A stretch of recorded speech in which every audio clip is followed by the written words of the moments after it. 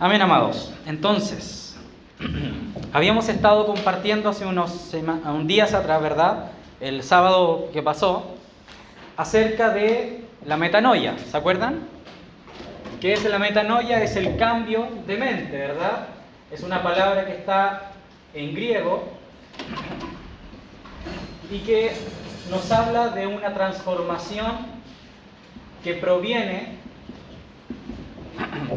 al momento en el cual nos encontramos con el Señor. Cuando Él toca nuestro corazón, cuando la fe es recibida por nuestro ser, nosotros contemplamos y comenzamos a experimentar. Y digo comenzamos a experimentar porque es un proceso que dura toda la vida del creyente. En algunas veces, anteriormente, tal vez en otros lugares, se expresa como un arrepentimiento que ocurre una vez. Pero nosotros lo que vemos en las Escrituras, a lo largo de los estudios que se han hecho y otros hermanos en conjunto, vemos que es un proceso que se va manifestando a lo largo de nuestra vida y que nos lleva a un crecimiento espiritual, nos lleva a una contemplación del Señor, y esa luz que viene a nosotros por la iluminación del Espíritu Santo genera en nosotros cambiar actitudes, cambiar formas, cambiar incluso maneras de pensar, maneras de concebir nuestro mundo, nuestra vida. Si antes estábamos a favor, por ejemplo, del aborto, y nosotros vemos que en las Escrituras el aborto es condenado como un pecado por causa del asesinato de un pequeño, ¿verdad? Nosotros vemos en las Escrituras que el Señor tiene esa manifestación, ese juicio de esa actividad por medio de la metanoia, ese cambio de mente. Ahora nosotros comenzamos a comprender que eso no está correcto. A pesar de que haya movimientos y gente que se levante y diga, no, es que la elección libre, es que el cuerpo es mío, etcétera, etcétera, y todos los argumentos que ellos quieran dar, pero Dios ha determinado, ¿cierto?, por su palabra que eso es un pecado. Indiferente el mundo lo quiera abrazar, allá ellos, pero los que van creciendo conforme a las palabras de Dios van a recibir ese cambio, ¿cierto? Y debemos nosotros confrontar toda nuestra vida, toda nuestra realidad, todo lo que somos a las Escrituras para que Él transforme nuestra vida conforme a sus palabras. Ahora bien, hermanos, vamos a ir a Hebreos capítulo 1, porque vamos a dejar la metanoia por acá a la derecha, así como en un escritorio la vamos a dejar ahí, porque quiero que profundicemos en algunos aspectos acerca del Señor y cómo eso va a impactar también nuestra vida y se va a unir a esto, ¿ya? Entonces, como vamos a organizar un poco la predicación de hoy día, porque hay hartas cositas que ver, y poder contemplar al Señor desde esta perspectiva de Hebreos capítulo 1. Entonces, vamos allá. Estamos leyendo la versión Reina y Valera del 60 y vamos a leer capítulo 1, verso 1. Me gusta mucho esta carta, a mí personalmente, porque no tiene autor, ¿ya? Es como que el Señor, y sobre todo porque dice Dios. La primera palabra, ¿verdad?, de toda la carta dice Dios. Es como que el Señor estuviera hablándonos directamente, no por un intermedio, no despreciando obviamente las otras cartas y a nuestros hermanos preciosos, ¿cierto?, a los apóstoles. Pero Hebreos tiene esa connotación como algo directo del Señor para cada uno de nosotros. Y dice Dios, habiendo hablado muchas veces y de muchas maneras en otro tiempo a los padres por los profetas, en estos postreros días nos ha hablado por el Hijo. Y el Hijo allí con mayúscula, referencia a nuestro Señor Jesús, ¿verdad? Y dice, a quien constituyó heredero de todo y por quien asimismo hizo el universo. Es interesante, hermanos, porque no se queda corto, ¿cierto? El apóstol no dice este mundo, este planeta, sino que va más allá de las estrellas, y todo lo creado es por medio de aquel que fue constituido el heredero también de las cosas que él mismo creó. Entonces, por un lado, nuestro Señor Jesús aparece, ¿cierto?, descrito en esta palabra como el heredero de lo que Él creó. Y esto fue un mandato de Dios. O sea, a Dios le ha placido que en su Hijo Jesucristo esté contenido todo el poder y la gloria. ¿Han escuchado esa frase? El poder y la gloria. Y eso nace desde este capítulo. ¿Por qué? Porque el poder corresponde a la esencia de la creación y la gloria con respecto a la herencia de esta misma creación. O sea, Él es el hacedor, pero también aquel que recibe la gloria de esta creación que Él hizo. Y dice, verso 3, y aquí vamos a entrar en un poco de filosofía, ¿ya? Porque aquí es muy filosófica esta parte, pero con la ayuda del Señor yo sé que la vamos a poder ir entendiendo de a poquito. Hoy día no vamos a poder decirlo todo, pero sí algunas partecitas importantes de acuerdo a nuestra fe. El cual, ¿quién es el cual? Cristo el Señor, ¿verdad? Porque de Él viene hablando la perícopa o el contexto de esta palabra. El cual, y acá comienza y podríamos enumerar ahí con un lapicito en nuestras Biblias características del Señor. El cual, o sea, el Señor siendo, entonces punto 1, el resplandor de su gloria, coma, ¿cierto? Y, o sea, número 2, la imagen misma de su sustancia, coma, enumeración, 3, y quien sustenta todas las cosas con la palabra de su poder, habiendo efectuado la purificación de nuestros pecados por medio de sí mismo, se sentó a la diestra de la majestad en las alturas, hecho tanto superior a los ángeles cuanto heredó más excelente nombre que ellos. Amén, hermanos. Entonces aquí hay mucha tela que cortar, como dicen por ahí algunos hermanos. Hay mucho texto, no necesariamente porque esto sea 2 versículos o 3, 4 versículos, sino porque contemplan la eternidad del Hijo, contemplan el poder del Hijo, contemplan la fuerza o la gloria, la majestad del Hijo, y por ende contempla también nuestra realidad, porque nosotros hemos sido hechos parte del Hijo. Entonces, la metanoia, vamos a volver a tomar la metanoia que estaba en el escritorio, la traemos al centro nuevamente, corresponde con el cambio de mente. ¿Cuál es la mentalidad actual del mundo con respecto al hombre? Una partícula de polvo perdida en un espacio gigantesco que puede tener insondables situaciones que carecen aún de explicación, y el hombre como que flota por allí sin sentido, sin propósito, sin ningún tipo de realidad o de propósito. Eso es lo que dice el mundo. Cuando yo estaba en el colegio, a mí me enseñaron esto como un dogma científico, que el hombre es parte minúscula, insignificante, una estela de polvo en medio de millones de millones de millones de miles de millones de años de creación, desde que el universo se expandió por la famosa, ¿cierto? El bebé, el Big Bang, como le digo yo, el bebé de los científicos. Entonces, el Big Bang, ¿cierto? Se expandió y ahí el universo empezó a calentarse, después se enfrió, después se calentó de nuevo, proceso tras proceso químico, físico, etc. Y el hombre de repente aparece en una circunstancia temporal tan insignificante, hermanos, que la realidad es que no somos nada. Y eso va a terminar cuando esta estrella, que es el Sol, comienza a implosionar, ¿verdad? Y después se transforma en una enana azul, en una enana negra, después se transforma en un hoyo negro, absorba los planetas que alumbra y todo se reduzca a la absoluta explosión, caos absoluto, y ahí dejamos de ser. Esa es la ciencia, según el hombre, según lo que se ha enseñado, ¿verdad? La trascendencia del hombre, que al final el hombre no es nada, porque si no se puede progresar hacia el futuro y no podemos previsualizarlo con un sentido, entonces carece de importancia. Qué interesante, hermanos, que el mismo hombre se ha autodegradado al punto de ser menos que el polvo. Y eso tiene una razón, por lo que sucedió en Génesis. En Génesis nosotros vemos al hombre en una expresión dada por Dios, con un sentido dado por Dios y con un propósito dado por Dios, con un camino guiado por Dios. Pero en el minuto en que el hombre salió de ese camino, queda sin camino, obviamente, y por ende en su mente se ha perdido.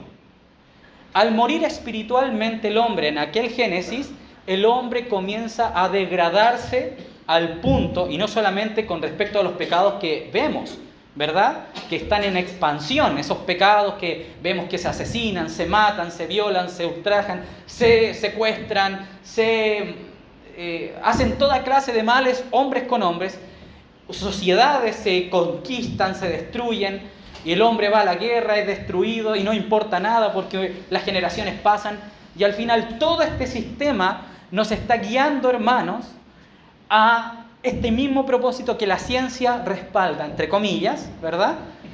Que es la inutilidad del ser del hombre. Que al final somos nada, y para nada servimos, y para nada sirve todo lo que hacemos, porque en algún minuto dejaremos de ser. Y esto es interesante porque la Escritura acá en Hebreos me está diciendo que no es así. Metanoia, cambio de mente. Que el hombre ahora, en Cristo, al ser incorporado en esta familia celestial, o llamémoslo así, en el cuerpo de alguien, hermanos, que pasa por sobre todo lo que dice la ciencia, y todo lo que se ha investigado, y todo lo que los hombres han podido decir, este solo verso que hemos leído, de que Él es la imagen de la gloria, y que por Él fue creado el universo, quiere decir que Él es el propósito de todo lo creado, y Él es la gloria, y Él es digno de recibir la gloria de lo creado. Hermano, la iglesia está dentro de aquella persona. Está dentro del Hijo, cubierto por esta roca. Somos parte de Él. Y Él nos dice a nosotros, hueso de mis huesos, carne de mi carne. Y hemos sido incorporados a esta realidad. Por eso quería tomar el tema de la metanoia, porque la mayoría de las depresiones que viven las personas es por no ir entendiendo los propósitos que Dios tiene con nosotros. Cuando nosotros nos sentimos devastados por diferentes situaciones, estoy triste porque no conseguí tal y tal cosa en mi vida, es que no pude realizarme como mujer, no pude realizarme como varón, es que yo quería ser un profesional y no lo logré, es que yo quería estudiar y nunca tuve la oportunidad, y voy contra el gobierno, voy contra los políticos, voy contra el sistema, voy contra mis familiares porque no me cuidaron, es que no tuve papá, es que no tuve mamá, es que no tuve hijos, es que no tuve hijas, es que no tuve oportunidad para ser feliz.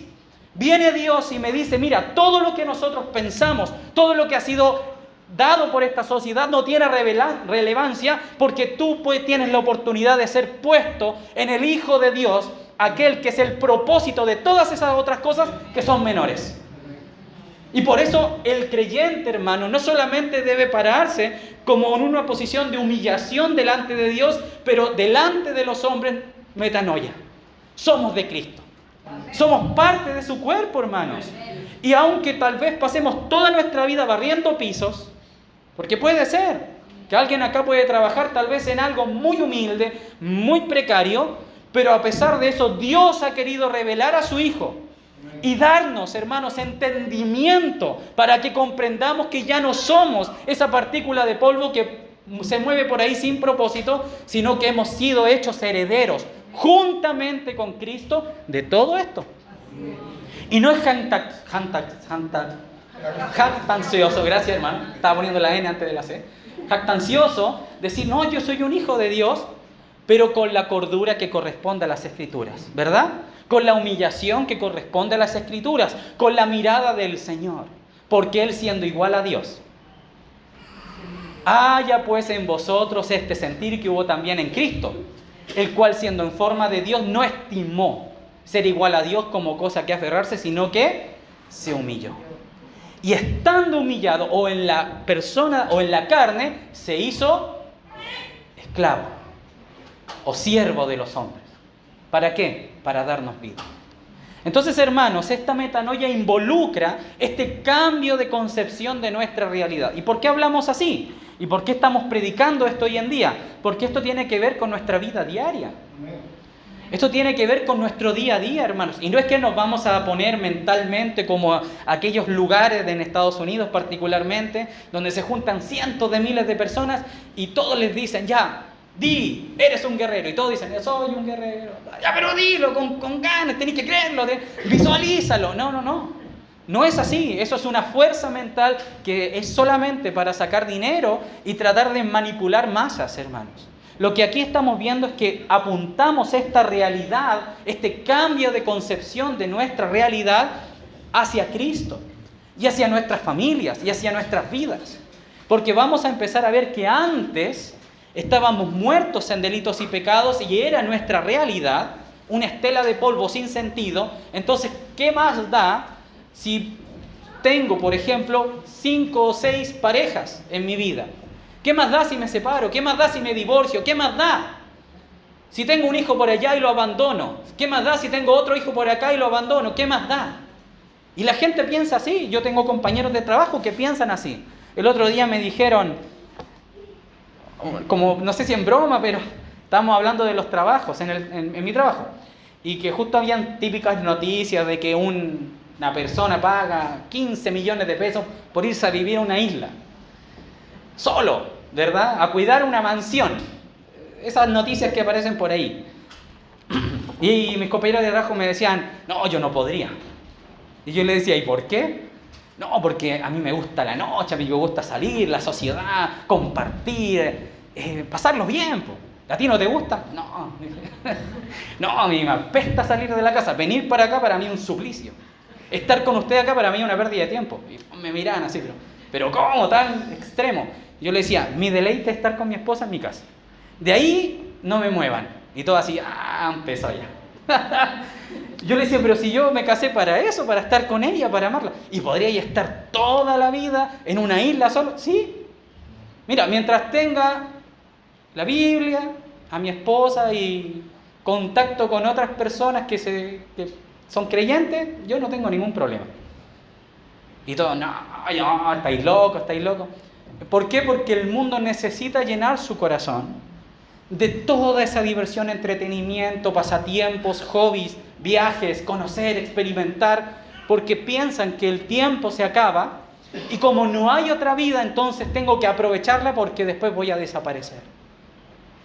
Entonces la base de la vida de aquellas personas que no tienen a Cristo es la es la desesperación de ocupar su vida, su juventud, antes que venga la vejez. ¿Por qué? Porque cuando soy viejo ya no puedo hacer nada. Y si no tengo la plata, no puedo hacer nada. Entonces trabajan para irse al mundo, experimentar todo lo que puedan, sensualidades, lujurias, excesos, borracheras, consumo de todo lo que puedan, meterse al cuerpo para experimentar.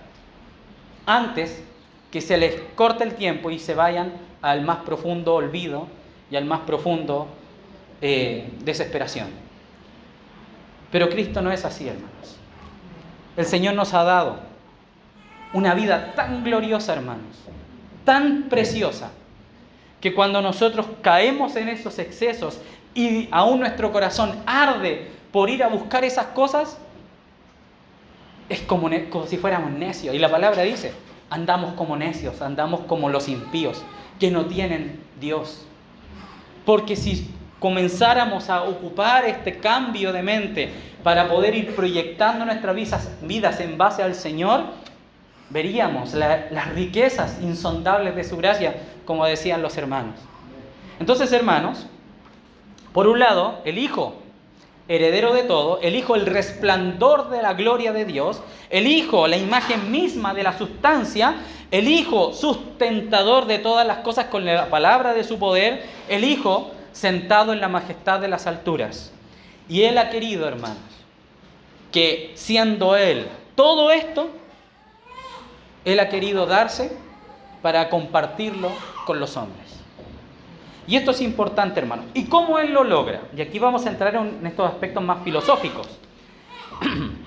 Hebreos capítulo 1, del verso 12, está solventado en Salmos 45.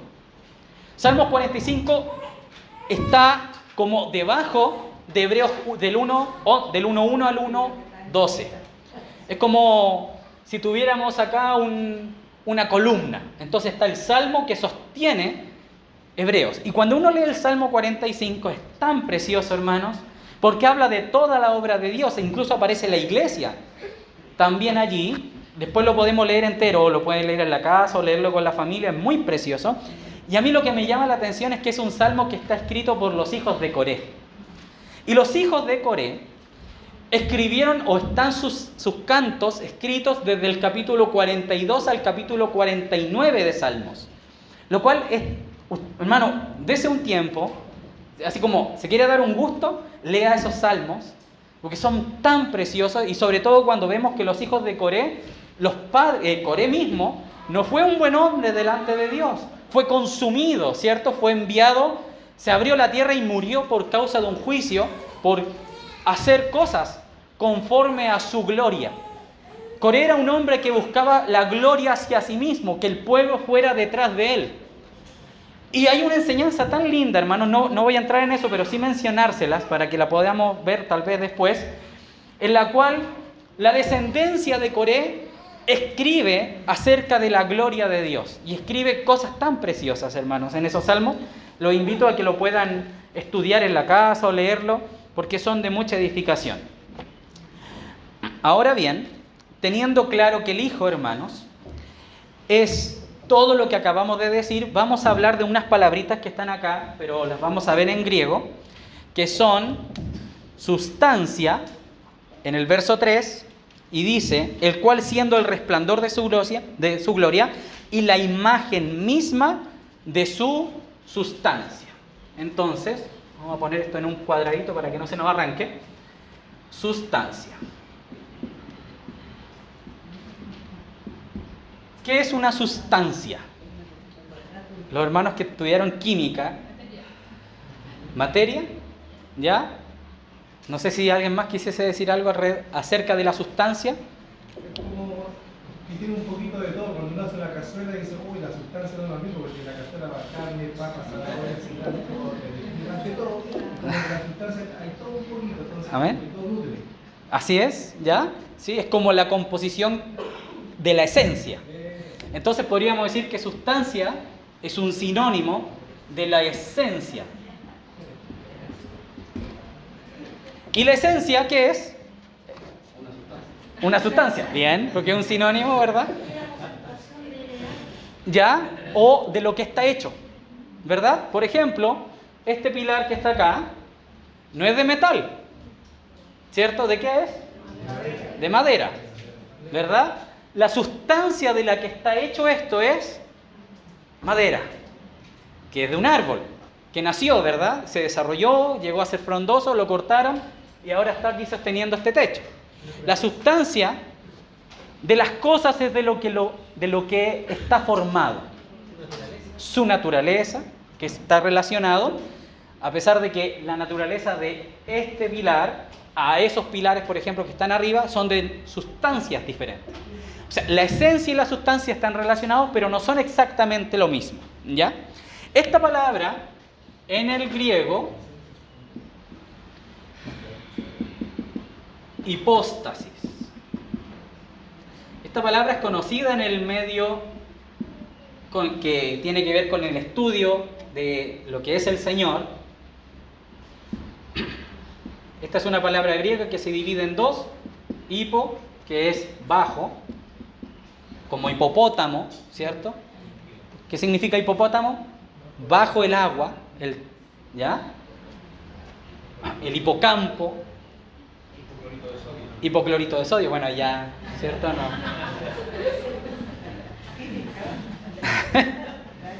Y la estasis, que también es una palabra en griego, que tiene que ver con la sustancia como tal.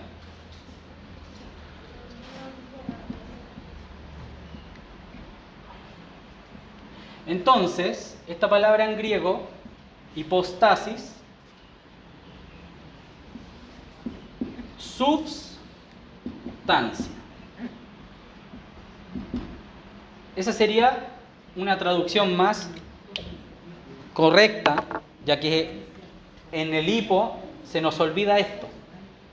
Cuando se traduce sustancia se nos olvida el bajo, entonces la traducción correcta sería la substancia. ¿Ya? Es interesante, porque se está diciendo que el Hijo, el cual, siendo el resplandor de su gloria y la imagen de su substancia. Es interesante, porque Cristo y aquí vamos a entrar en algunos temas o debates filosóficos, a veces se dice, ¿verdad?, que el Hijo de Dios fue un ángel en algunas religiones. En otras se dice que el Hijo de Dios es un humano que fue como poseído por Dios. Pero acá lo que nos está diciendo Hebreos es que el Hijo es parte o la imagen misma de lo que es Dios, de su substancia. Podríamos decir, ¿de qué está hecho Dios? ¿Qué dice la Escritura acerca de Dios? Dios es espíritu. Entonces, la imagen del ser de Dios, que es parte de Dios, no están separados, no es una subdivisión absoluta, sino que la esencia de Dios, esa imagen, es el Cristo mismo. O sea que Cristo es Dios 100% porque es la substancia que genera el resplandor. Algunos hermanos lo explican de la siguiente manera. ¿Qué ven ustedes ahí? Una A. ¿Qué es A? Una vocal. Entonces, ¿hay A's flotando por aquí? Entonces, esto es el carácter que representa la A. ¿Cierto? Entonces, la A en sí no existe como algo, como una cosa. ¿Pero existe o no existe? ¿Pero qué es esto? Es el carácter impreso o la representación o la imagen de la A. ¿Se entiende? A Dios nadie le vio jamás, pero el unigénito Dios, Él le ha representado o le ha dado a conocer. Entonces Dios, ciertamente el Padre es invisible porque es espíritu y no lo podemos ver con nuestros ojos y nadie le ha visto jamás, pero el unigénito Dios, o sea, no que Dios haya tenido un hijo como nosotros entendemos los nacimientos y los partos, no como Janita, ¿verdad?, que nació de una mujer, de nuestra hermana Camilita, sino que la A, en este caso, vendría siendo Cristo, que está mostrando la imagen del Dios invisible. Él es sustancialmente Dios. Y aquí entramos en cosas interesantes, porque si es parte corporal, completa y absoluta de Dios, cuando Él tomó carne, Él sigue siendo la imagen de Dios, pero con un aspecto humano.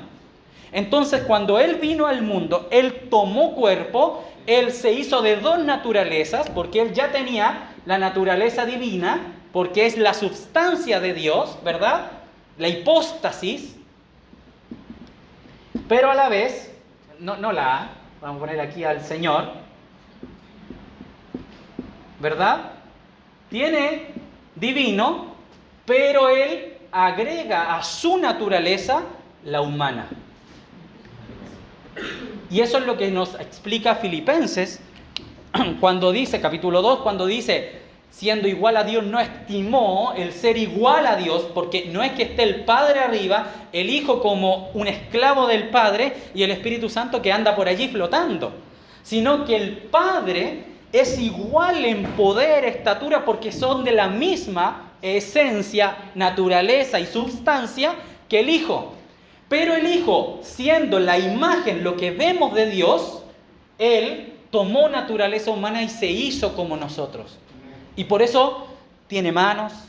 El Señor Jesús tiene manos, tiene cabello, tiene pelo, tiene cara, tiene nariz, porque tomó nuestra naturaleza y la usó para lo siguiente. Habiendo efectuado la purificación de nuestros pecados por medio de sí mismo. Ustedes han estudiado o en el colegio, o los que hermanos que son más letrados, tal vez que han ido a la universidad o bueno, donde hayan podido estar, o algún curso por ahí, cuando se mezcla un sólido de polvo con un líquido y se hace una pasta, esa pasta no es sólida y tampoco es líquida, tiene dos naturalezas, ¿cierto? Por ejemplo, yo tengo un vaso con jugo y tomo harina, o un vaso con agua, y tomo harina y lo mezclo. esa masa que es así para todos lados, ¿verdad?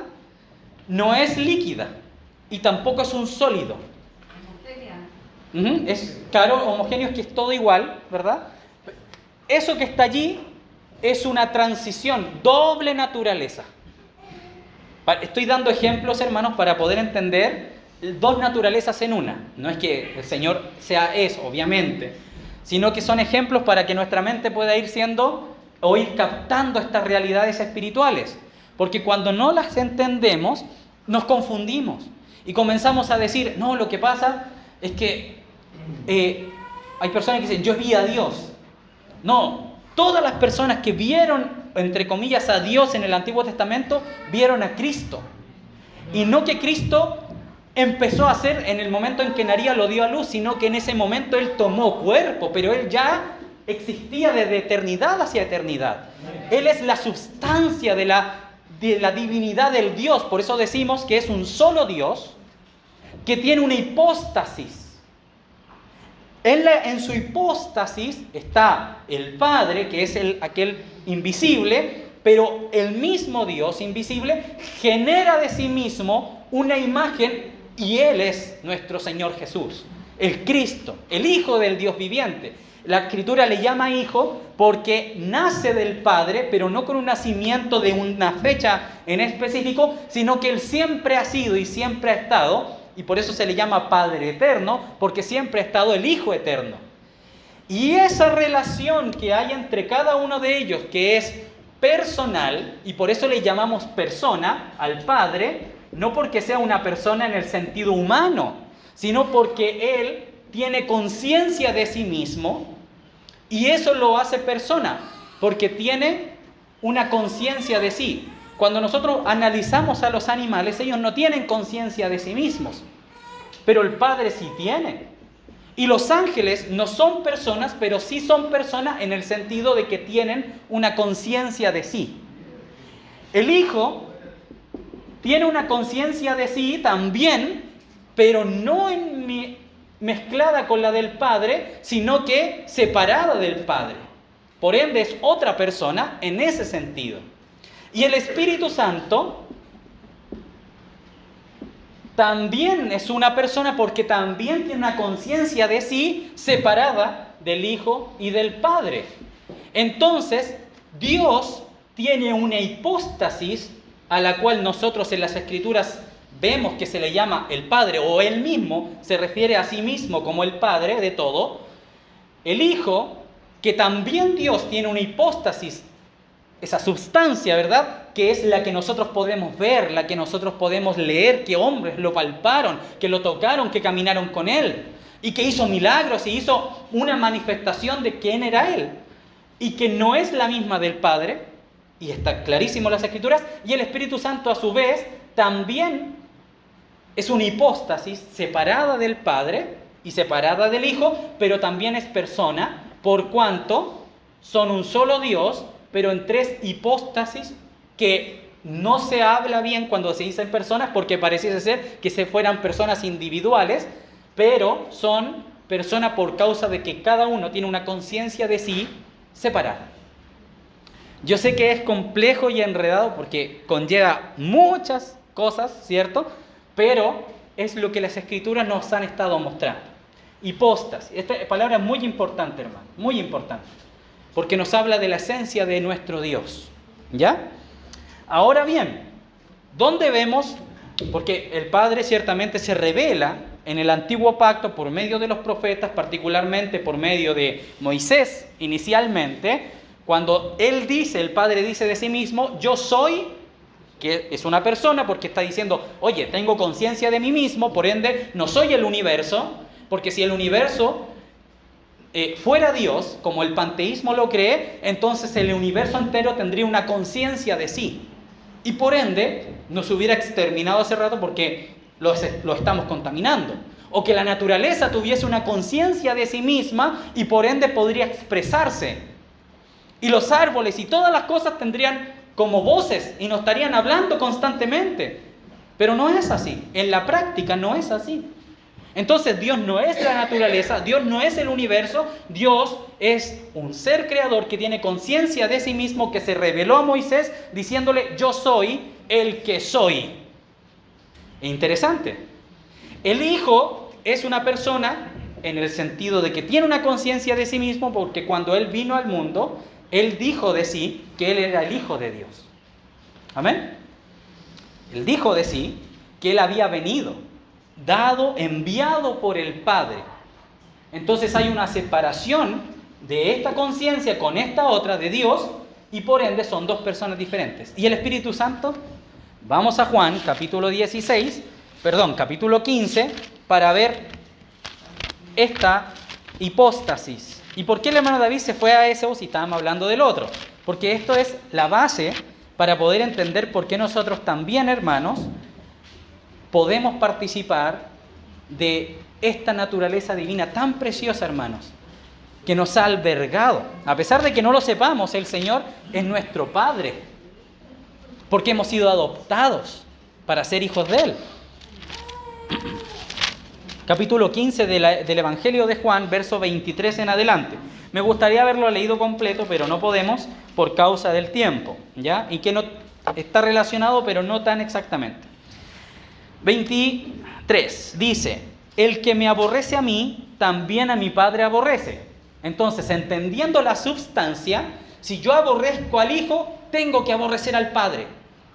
Y dice: el que me aborrece a mí, aborrece al Padre, no porque ellos dos estén mezclados en sí mismos como una sola persona, sino porque son parte, hipóstasis de la substancia, de la misma naturaleza y de la misma esencia. ¿Ya? Es como cuando uno dice: bueno, te invito a ti, pero a tu esposa no la traigáis, ¿cierto? No, pues, si usted quiere ser amigo mío, caballero, o señorita, dama, tiene que ser amiga de mi esposa, porque somos uno. No me puede decir: no, venga tú, pero no tu esposa, porque somos uno. Ciertamente estamos separados en cuerpo por causa de nuestra naturaleza humana, pero el Señor nos ha visto como un solo ser. O sea, lo que busca el Señor en el matrimonio, y esto es un paréntesis, es que seamos como un solo ser, como Él es.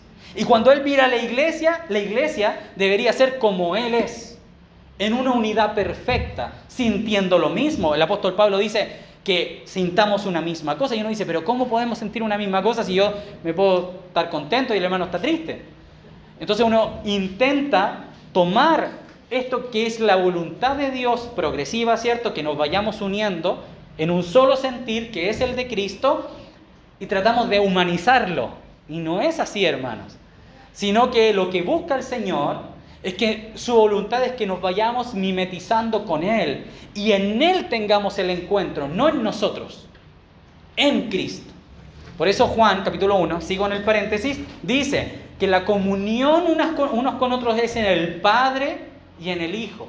No puede ser en nosotros mismos, porque nosotros al mirarnos hay divisiones, hay envidias, pleitos, gritos, etcétera, porque son las obras de la carne. Pero cuando estamos en Cristo podemos ser su cuerpo, porque estamos en Él y con Él. Cierre paréntesis. Entonces, Juan 15,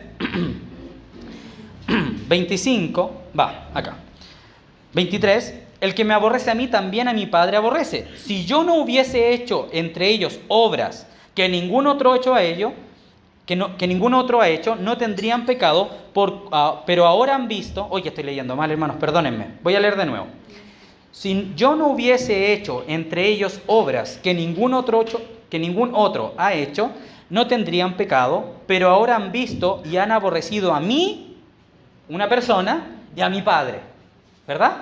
Otra persona. Entonces, pero esto es para que se cumpla la palabra que está escrita en su ley: sin causa me aborrecieron. Pero cuando venga el Consolador, y aquí aparece una palabra que es muy preciosa, que es Paracletos. ¿La han escuchado? Paracletos, preciosa palabra que el Señor nos dejó. Es con K en griego. Dice: pero cuando venga el Consolador, o el Paracletos, a quien yo os enviaré, ¿de dónde? Del Padre, el Espíritu de verdad, entonces ahí le da un nombre, ¿verdad? El Espíritu de la verdad o de verdad, el cual, ojo ahí esa palabra, procede, sale de, ¿quién? Del Padre. Y dice, Él dará testimonio acerca de mí. ¿Cuántas personas hay en esa frase? El Espíritu de verdad, Él, y al decir Él es persona, porque está usando el artículo, ¿verdad? Él dará testimonio de mí. ¿Y de dónde salió el Espíritu? Del Padre. Del Padre sale el Espíritu que da testimonio del Hijo. Yo veo un triángulo ahí, llamémoslo así, ¿verdad? El Padre saca al Espíritu, o lo da, lo genera, el Espíritu de verdad para que dé testimonio del Hijo. Sigamos leyendo. Y vosotros, cuarto grupo, ¿verdad? Daréis testimonio también porque habéis estado conmigo desde el principio. Estas cosas os he hablado para que no tengáis tropiezo. Os expulsarán de las sinagogas y aún viene la hora cuando cualquiera que os mate pensará que rinde culto a Dios o servicio a Dios. Y harán esto porque no conocen al Padre ni a mí, mas os he dicho estas cosas para que cuando llegue la hora os acordéis de que ya os lo había dicho. Sigamos. Esto no os lo dije al principio porque yo estaba con vosotros, pero ahora voy al que me envió, ¿cierto? Y ninguno de vosotros me pregunta, ¿a dónde vas? Antes, porque os he dicho estas cosas, tristeza ha llenado vuestro corazón. Claro, eres el Señor. Entonces, si se va el Señor, ellos pensaban que iban a volver a la vida anterior. Porque mientras estaba el Señor, Él era la guía. Él les decía lo que tenían que hacer, ¿cierto? Él les decía, ya vayan, traigan pancitos, vamos a bendecirlo, se multiplica, vamos a ir a Galilea, vamos a viajar, no voy a entrar acá, voy a ir para allá. Él guiaba, Él estaba como el pastor de las ovejas, ¿cierto? De ese redil de 12 que estaba caminando con el Señor. Y por eso se llenó de tristeza el corazón. Pero el verso 7 es muy precioso y dice, pero yo os digo la verdad, os conviene que yo me vaya. Y uno dice, Señor, ¿qué está diciendo?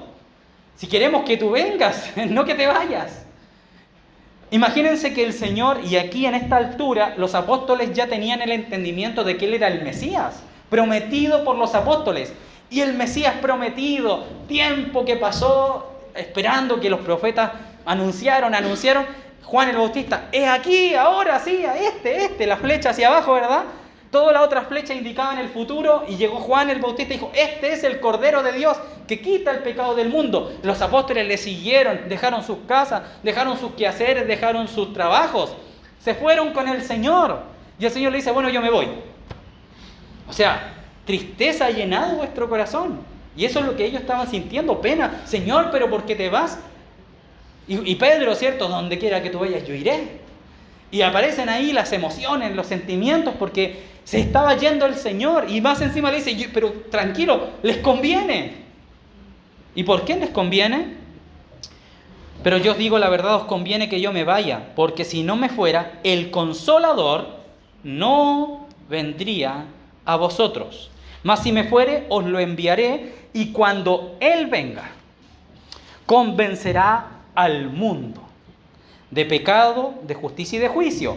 De pecado por cuanto no creen en mí, de justicia por cuanto voy al Padre y no me veréis más, y de juicio por cuanto el príncipe de este mundo ha sido ya juzgado. No vamos a entrar en examinar cada una de las acciones del Espíritu Santo en el mundo, pero aquí está el Señor claramente separando que la acción del Señor, mientras Él no está, el Espíritu de verdad o el Paracletos, al cual se está haciendo referencia, va a tener una acción constante en medio de ellos. Y aquí viene lo principal, bueno, junto con lo otro, no menospreciando las obras, pero sí como la esencia de este compartir particularmente. Verso 12, aún tengo muchas cosas que deciros, pero aún no las podéis sobrellevar. Pero cuando venga el Espíritu de verdad, Él va a tomar mi lugar. O sea, en un sentido práctico de la esencia de la palabra. Él os guiará. Es como, tranquilos, Él va a tomar ahora la guía de sus vidas. Él os guiará, a toda la verdad, porque no hablará de su propia cuenta. O sea que el Espíritu Santo tiene una propia cuenta, llamémoslo así, pero Él elige no hablar de sí mismo. Es interesante, porque si no tuviera la opción y fuera solamente un viento o algo, una energía, como hablan algunas otras religiones, como una fuerza que solamente te mueve a, entonces no tendría una cuenta y por ende no sería persona y por ende no sería una hipóstasis. ¿Se fijan? Pero cuando acá habla de la cuenta del Espíritu Santo, o aquel verso tan famoso que habla, dice, no contristéis al Espíritu Santo, que también está hablando de que tiene una persona y por ende tiene conciencia de sí y por eso tiene su propia cuenta, tiene su propia cuenta y también tiene anhelos. Y siente, no necesariamente carne para sentir, pero tiene una conciencia. Ojo, no hablará de su cuenta, sino que hablará todo lo que oyere y os hará saber las cosas que habrán de venir. ¿Y cómo sabe las cosas que habrán de venir? Porque como es parte de Dios y sale de Dios, tiene la sustancia de Dios y por ende el Espíritu Santo es omnisciente. Entonces, todo esto está relacionado con el Espíritu Santo. Ahora bien, 14. Él me glorificará. Y esto es interesante, hermanos, porque el Espíritu Santo siempre, Él me glorificará, está en un tiempo, escrito en un tiempo aoísto, constante, siempre en ejecución, siempre está glorificando al Hijo. Todo lo que hace, todo lo que habla, todo lo que dice, el Espíritu Santo está declarando en base a la glorificación del Hijo. Y esta es una de las bases, hermanos, para cuando uno determina o examina una profecía, o dictamina o examina un don de lenguas. Porque si ese don de lenguas no glorifica al Hijo, no proviene del Espíritu, porque todo aquel que habla por el Espíritu de Dios no puede llamar anatema a Jesús. Entonces, si yo voy a un lugar y viene un profeta, entre comillas, o pseudo, o un sucedáneo de profeta, ¿cierto? No es profeta, pero tiene como características que parece profeta, pseudo profeta, y nos dice algo en contra del Hijo de Dios, ¿qué deberíamos decir nosotros? No proviene de Dios. Es un espíritu falso. Y si un maestro habla en contra del Hijo de Dios, no proviene del Espíritu, porque el Espíritu voluntariamente ha decidido glorificar al Hijo. Es interesante, hermanos, porque estas palabras o esta enseñanza nos ayuda a determinar miles de millones de prédicas que se han hecho, miles de libros que se han escrito, miles de frases, miles de expresiones que atentan contra el Hijo. Y yo puedo discernir en base a esta enseñanza. Y no necesito un don tal vez hiper expresado o hiper como endulzado, llamémoslo así, que no sé, venga, no, es que yo vi, hermanos, una luz que resplandeció sobre mis ojos a las 5 de la mañana y me dijo, Cacho Luna no está haciendo nada bien. No necesito una revelación tan amplia o una visión de lo alto, una voz del cielo, un ángel que aterrizó en mi casa, en el techo. No, la palabra me está ayudando a discernir y me está ayudando a ver de dónde proviene la esencia de una enseñanza o la esencia de una doctrina, la esencia, porque estas cosas, hermanos, son dadas por Dios para que nosotros las usemos, no solamente las sepamos. Amén. Entonces, ¿qué dice? Todo lo que tiene el Padre es mío. Terminemos el 14. Él me glorificará porque tomará de lo mío y os lo hará saber. Todo lo que tiene el Padre es mío, por eso dije que tomará de lo mío y os lo hará saber. Todo lo que tiene el Padre es mío. Claro, porque son iguales. Pero el Espíritu Santo también es un igual, no está sujeto, pero el Hijo ha tomado la decisión voluntariamente de sujetarse al Padre por amor.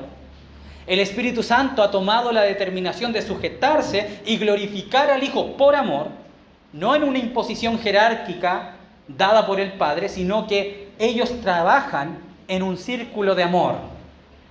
El Hijo se sujeta al Padre voluntariamente, siendo igual a Dios.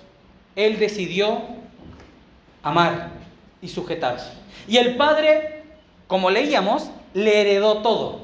O sea, le dijo: hijo, toma, todo. Entonces la gloria ninguno se la puede quedar como el ser absoluto de gloria, sino que la gloria va en círculos, pasando del Padre dándole al Hijo gloria y luego el Hijo glorificando al Padre, y ese vínculo es el Espíritu Santo que está moviéndose en un acto de amor infinito al cual nosotros también somos invitados a participar, porque Juan 17, ¿qué dice? Para que sean uno, así como tú, oh Padre, en mí y yo en ti somos uno, en esencia, ellos también sean uno con nosotros. Entonces el Cristo de gloria ha abierto su corazón en adopción a todo aquel que cree para que ingrese a este vínculo de amor. Y el Hijo no solamente glorifica al Padre, sino que también glorifica y le da menester, bendición a su iglesia por medio de su sacrificio. Él se humilló y así, y miren hermanos, así como el Hijo está sujeto al Padre, Él decidió darse por nosotros, siendo el creador del universo, el heredero de todo, hermanos. Él tenía en su decisión, Él podía habernos exterminado y seguiría siendo el Dios eterno glorioso, pero Él decidió darse para darle la oportunidad al hombre, a su creación, de que pudiesen ser cambiados y que ya no tuvieran una esencia o una naturaleza o un sentimiento, una emoción, un pensamiento de que no son nada, siendo nosotros nada, sino dándonos la oportunidad de que ahora seamos herederos juntamente con Él. Hermanos, es que no solamente hemos cambiado nuestra mente al respecto, sino que hay una realidad espiritual a la cual ahora podemos aspirar. Y no aspirar como voy a correr y voy a tratar de alcanzarlo, sino que lo hemos alcanzado ya si creemos que Jesucristo es el Señor. Hermanos, es que esto al Señor a lo que está invitando a la iglesia. Entonces, claro, cuando nosotros vemos que la iglesia o la casa de Dios o el templo o el pastor es solamente un montón de requisitos, se vuelve algo insufrible. Y aún cuando le agregan más cosas, ¿cierto? Que la falda está acá, que esto, y no puede tomar Coca-Cola, y no fume, y no esto. Y no digo que haya que tomar Coca-Cola o fumar, sino que cuando es algo externo está muerto. Pero cuando la vida de Dios comienza a transformarnos y a apoderarse de nuestra voluntad para ser realmente nuestra guía, y no que nosotros caminemos, porque lo vamos a ver, que podríamos caminar por voluntad propia, y el Señor lo permite. Y lo vamos a ver, ¿dónde?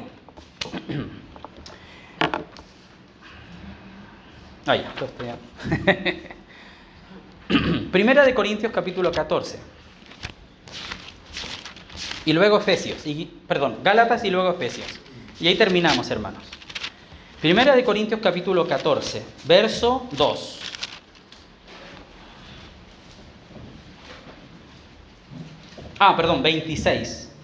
Verso 26. 14, 26. Acá hay una pregunta.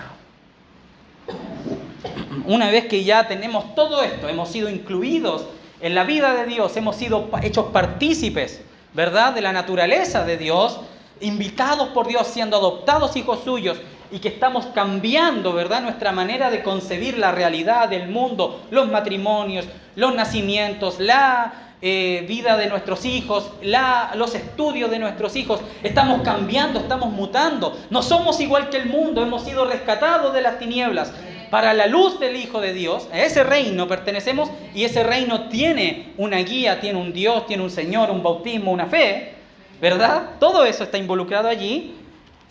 Entonces dice la pregunta del apóstol Pablo con respecto a la iglesia. ¿Qué hay pues, hermanos? Es interesante porque lo que está preguntando acá es, ¿cuál es su esencia, hermanos? ¿Qué hay? Es como una pregunta muy directa, porque no está hablando de qué puedes ofrecer. No me está diciendo, ya, ¿y usted qué puede haber? Es como una empresa. Cuando yo estaba iba a ser contratado por la empresa en la cual trabajo hoy día, la primera pregunta que me hizo el gerente general de la empresa, me dijo, ya, ¿y qué ofrecís tú? Y yo le dije, mira, ahí está mi currículum, yo estudié esto, he trabajado acá, tengo tal experiencia y puedo aportar este conocimiento que ustedes no tienen. Porque tenía un conocimiento y me dijo, ya, genial. Pero, hermanos, no me está preguntando aquí la Escritura, ¿y qué me puedes ofrecer tú? Como que Dios estuviese diciendo, ya, entonces, ¿tú para qué soy bueno? Porque soy un bueno para nada delante de Dios. Pero ¿qué hay? Es diferente. Porque no me está hablando de mi capacidad, sino de lo que Él ha hecho por mí. Y fíjense que la pregunta continúa porque dice, ¿qué hay pues, hermanos? 26, cuando os reunís. Cada uno de vosotros tiene. ¿Y por qué tenemos? Porque la palabra ya no está acá. La palabra mora en nosotros. ¿Cuál es el problema? Esto, hermanos. ¿Por qué no conocemos al Señor? ¿Por qué no podemos levantarnos frente a una persona y decirle, mira, Dios, Él es Dios, si Dios habita en mi corazón? Por esto, hermanos. Y volvemos al tema del sábado anterior, ¿se acuerdan? Porque no hemos cambiado con respecto a Dios nuestros pensamientos. Y no digo que va a aparecer en nosotros así por arte de magia el conocimiento o los versículos. No, que en Colosenses 3 habla acerca de la nueva vida en Cristo. Efesios 2, no aparece. Hay que trabajar. Pero ya no motivados por el conocimiento como tal, sino motivados por un amor, que es el Espíritu Santo, quien se mueve entre el Padre y el Hijo, pero ahora también me involucra y me hace querer saber. Y si yo no tengo eso, no soy hijo de Dios, porque no tengo el Espíritu. ¿Cuál es el problema? Que siendo hijo de Dios, no he cambiado mi manera de ver al Señor. Y aún lo sigo viendo como un Dios lejano, como un Dios que no quiere nada conmigo, como un Dios que no tiene ningún pensamiento acerca de mí, cuando la Escritura dice todo lo contrario. Yo tengo pensamientos de bien, dice el Señor, y no de mal. Por ejemplo, os he amado hasta el fin, estaré con vosotros hasta el fin. Ese no es un Dios que se fue, ese no es agnosticismo, ¿verdad? Entonces, ¿por qué me canso, hermanos? ¿Por qué no queremos venir a las comuniones? ¿Por qué no amamos la palabra de Dios? Si el Señor está aquí, Él mora con nosotros día a día, esperando, aguardando. El problema está en nosotros, hermanos. Que mientras no renovemos nuestro corazón y nuestra mente con respecto a nuestro Dios, aún le seguiremos viendo como un Dios que no le importa lo que yo vivo. Y por eso me entristezco. Y por eso soy tibio muchas veces, o pusilánime. Hasta la mitad nomás. No me quiero comprometer tanto con Dios porque quiero todavía lo mío propio, mi voluntad, mi guía. No la guía del Espíritu Santo, no quiero que Él me guíe toda la verdad. Quiero vivir en mis mentiras. Quiero vivir en mi engaño. Quiero vivir en mi propia percepción de la realidad. No quiero saber cómo las hermanas de la antigüedad o las Escrituras me indican cómo criar a mis hijos. No, lo quiero hacer yo. Y en el yo está toda esa cantidad de problemas que me puedo traer por hacerlo yo, porque yo me equivoco. ¿O usted no se equivoca? Yo me equivoco constantemente y vivo todos los días diciéndole, Señor, perdóname. Y aún a mis amigos, a mis familiares, a mi esposa, amor, perdona, me equivoqué en esto, chuta, me equivoqué en esto, se me olvidó esto. Y yo no le confiaría la vida de mis hijos a esto, porque esto carece, esto no sirve. ¿Qué sirve? Que esto esté debajo y que el Señor tome las riendas. Pero si no lo dejo y vivo todavía en mí, porque mi concepción es que Dios me tiene botado, que Dios me dejó, es que Dios ya no quiere nada con nosotros, no, que el Señor ya yo no lo escucho, no lo siento, no se mueve en mí, entonces Dios me dejó. No. Yo abandoné a Dios. Ese es mi problema. Lo he dejado ir, lo he dejado pasar. Y hay circunstancias en la Escritura que habla de eso, Cantar de los Cantares, siempre lo hemos recordado. Estaba en mi lecho, vestida, ¿cierto?, acostada, el novio entró Intentó abrir la puerta, mi corazón se exaltó y cuando se decidió a salir, ya no estaba. Salí por las calles a buscar a mi amado, ¿cierto? Me encontraron los guardas y ¿qué hicieron? Me disciplinaron, me golpearon. ¿Por qué? Porque no hubo una comunión íntima con el Señor en ese minuto, entonces tuve que vivir la circunstancia de lo que yo mismo he sembrado, de mis errores y de no haber vivido en base a la voluntad de Dios, porque aún no ha ocurrido esto en mi corazón. ¿Por qué mis hijos no quieren nada con el Señor? Porque los he criado conforme al yo y no conforme a las palabras de Dios. ¿Por qué me separé o me divorcié o hice cualquier error? Por el yo, hermano, si ese es el problema. Y eso es lo que el Señor quiere destruir en nosotros por medio de la cruz, para que de eso salga la victoria de Cristo y no el yo. Y en el yo está la flojera, el desánimo, todo aquello que es adánico y que es el hombre sin Dios. Pero en Cristo todo lo puedo porque Él me fortalece. Y ya no ando desanimado porque Él me fortalece. Y no se trata de haber comido un poquito más de azúcar para andar más activo, o de que no, que me da flojera algo, sino de mi motivación, que a pesar de la flojera, que a pesar del desánimo, yo sigo diciendo que Jesucristo es el Señor. Él sigue victorioso. Tal vez yo me he equivocado, he hecho cosas, pero ahora puedo volver, porque aún el Señor no ha venido. Y aún estamos caminando, y aún el Señor está presto y nos sigue amando con el mismo amor que hizo, aún cuando estaba en los días de su carne y fue crucificado por nosotros. Sigue amándonos. Y no solamente el Hijo, el Espíritu Santo está anhelando. Y miren lo que dice, vamos a terminar el 26. Con respecto a la iglesia, cuando reunís cada uno de nosotros, tiene doctrina, tiene lengua, tiene revelación, tiene interpretación, hágase todo para edificación. Esa pregunta a mí, tomé este versículo por la pregunta, hermano, ¿qué hay? ¿Qué hay en nosotros? Bueno, en nosotros está el Cristo glorificado, el Dios eterno.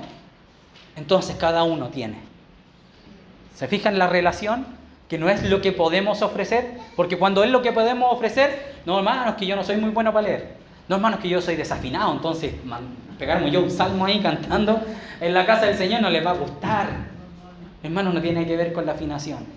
No, que yo soy re malo con los dedos para la guitarra, hermano. Otra cosa es con guitarra, dijo por uno por ahí, ¿verdad?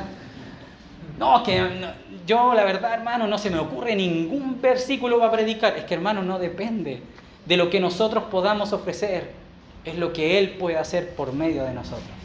Si lo dejamos, porque Él es un Dios digno. Entonces Él va a estar ahí esperando a que yo le deje entrar, va a golpear, como dice Apocalipsis, capítulo 3, golpea la puerta, ¿cierto? Da el dabonazo de repente, ¿cierto? Unas patas más o menos a la puerta. Vamos, déjame entrar, hijo, vamos. Ah, pero es que, Señor, es que estoy tan triste, tan mal conmigo mismo, en depresiones. Claro, porque estoy en el yo. Y el yo es lo que hablábamos al principio, el insignificante polvo que no tiene esperanza. Pero si hay metanoia, hay cambio y concibo a Dios como lo que es, y yo dentro de Dios, entonces yo tengo esperanza. Y podemos resolver las cosas si me sujeto al Señor. Porque lo otro es, ya Señor, quiero todo lo tuyo, pero sin ti. Y eso a mí una vez me lo dijeron directamente. Mira, ¿cómo lo hago para yo tener todo lo que Dios ofrece, pero yo no quiero nada con Dios? Y yo le dije, hoy no soy sinvergüenza. Eso ya es demasiado, ¿cierto? Porque es como querer lo del otro, pero sin la amistad, sin lo importante. Y eso no puede ser. Vamos a Gálatas capítulo 5 para ver unos aspectos más. Cortito, hermanos, muy cortito. Sopórtenme, yo sé que siempre me soportan mis amados hermanos, y yo sé que tengo que trabajar en esto de comprimir un poquito más, pero hermanos, les ruego su amor y su misericordia. Miren, digo pues, capítulo 5, verso 16 de Gálatas, digo pues, andad, ¿en dónde? En el Espíritu, y no satisfagáis los deseos de la carne, porque el deseo de la carne es contra el Espíritu, y el del Espíritu contra la carne, y estos se oponen entre sí para que no hagáis lo que quisierais. Entonces el yo contra la guía del Espíritu. Y ahí está el problema, dice, se oponen. están en guerra, no caminan juntos. Y vamos a verlos. Porque el deseo de la carne es contra el espíritu y el espíritu contra la carne, y estos se oponen entre sí para que no hagáis lo que quisierais. Pero si sois guiados, que es lo que dijo el Señor, por el espíritu, no estáis bajo la ley. Y manifiestas son las obras de la carne, que son, y las nombra: adulterio, fornicación, inmundicia, lascivia, idolatría, hechicería, enemistades, pleitos, celos, iras, contiendas, disensiones, herejías, envidias, homicidios, borracheras, orgías y cosas semejantes a esta, por si algo se le quedó afuera al apóstol. O sea, todo lo nacido de la carne es contra el espíritu, aunque parezca bueno y aunque la ley del estado en el cual hemos nacido diga lo contrario. Ojo ahí, porque no porque el presidente firma un decreto de que ahora es lícito, no sé, suicidarse o matar a alguien por celo, no quiere decir que Dios lo apruebe, ¿ya? Y más, pero el fruto del Espíritu. ¿Qué hay pues, hermanos? ¿Se acuerdan lo que significaba la palabra fruto en el griego? ¿Qué se puede obtener de? Nuevamente, pero lo que se puede obtener del Espíritu. Si lo leímos como en el significado de la palabra, pero el fruto del Espíritu, lo que se obtiene del Espíritu, es amor, gozo, paz, paciencia, benignidad, bondad, fe, mansedumbre, templanza. Contra tales cosas no hay ley, porque los que son de Cristo han crucificado la carne con sus pasiones y deseos. Si vivimos por el Espíritu, y aquí está la palabra clave, andemos. Si vivimos por el Espíritu, y aquí hay esa palabra sí, es una pregunta que es condicional, ¿verdad? Si vivís por el Espíritu, andemos entonces. El resultado, andemos. Pero a veces no se anda. Y fíjense lo que dice Efesios, capítulo 5, para terminar, hermanos. Este es el último verso. Exactamente. No es que, somos del Señor, entonces vamos a andar todos con el Señor. Es una condición. Y esa condición hay que cumplirla. Entonces el capítulo 5 de Efesios nos explica un poquito este sí. Verso 8 hasta el 17 dice: porque en otro tiempo erais tinieblas, mas ahora sois luz en el Señor, andad como hijos de luz. Porque el fruto del Espíritu es en toda bondad, justicia y verdad, comprobando lo que es agradable al Señor. Y no participéis de las obras infructuosas de las tinieblas, sino más bien reprendedlas, porque vergonzoso es aún hablar de lo que ellos hacen en secreto. Mas todas las cosas, cuando son puestas en evidencia por la luz, son hechas manifiestas, porque la luz lo manifiesta todo. Por lo cual dice: despiértate. O sea, hay que despertar. Y ese despertar tiene que ver con esto. El cambio, ¿verdad? Si estaba dormido y ahora estoy despierto, ¿qué sucedió? Hubo una transición de un estado A a un estado B. Eso es metanoia. Despierta. Este despertar también se asocia a la resurrección. ¿Dónde estaba? 14, gracias hermanos. Acá. Despiértate tú que duermes, y levántate de los muertos, y te alumbrará Cristo. Mirad pues con diligencia cómo andéis. Y aquí está la conclusión del otro pasaje que estábamos leyendo allá en Gálatas. Mirad pues con diligencia cómo andéis, no como tontos, ¿verdad? Chileno, español, sino como conocedores. Porque cuando uno dice sabios es como, sabio. Pero cuando uno dice conocedor o entendido, quiere decir una persona que ha visto, que está entendiendo. Entonces cuando yo no entiendo, es porque no estoy acá y por ende, por eso fluye en mí constantemente el mal, la carne. Porque es el mismo contexto, ¿se fijaron? El andar cuando hablan Gálatas 5 y en Efesios 5, entonces cuando a usted le toque compartir, dice 5, un capítulo 5, ya Efesios y Gálatas. El mismo verso, el mismo pasaje, el mismo capítulo está hablando casi de lo mismo, entonces está relacionado. Capítulo de Efesios 5, andar en el Espíritu. Capítulo 5 de Gálatas, andar en el Espíritu, y listo. ¿Viste? Ahí ya crecimos un poquito. Entendemos ahora, más fácil hallarlo en la Escritura. sino como sabios, aprovechando bien el tiempo porque los días son malos. Por tanto, no seáis insensatos, sino entendidos de cuál sea la voluntad del Señor. Cuando hablábamos del Señor y decíamos que Él era el sustento, acá, la sustancia, y dice substancia, cuando yo estaba buscando acerca de la substancia, también tiene que ver con el sustento, está dentro de la misma raíz de la palabra sustancia, sustento, lo que es la sustancia y lo que se necesita para hacer es el sustento. Interesante, uno es y el otro lo que se necesita para hacer, ¿verdad? Entonces, por ejemplo, si yo quiero vivir mi vida, necesito comer. Y a esa comida se le llama nuestro sustento. ¿Por qué? Porque por medio de la comida yo puedo mantener vivo este traje de carne que llevo puesta mi alma, ¿verdad? Encima. Pero el Señor, ¿qué dijo de sí mismo? Yo soy el pan de vida. Él es el sustento del hombre. Porque en Él, decía en Hebreos, sostiene todas las cosas con la palabra de su poder. Él es nuestro sustento, hermanos, porque Él es nuestra sustancia. Amén, hermanos. Oremos al Señor.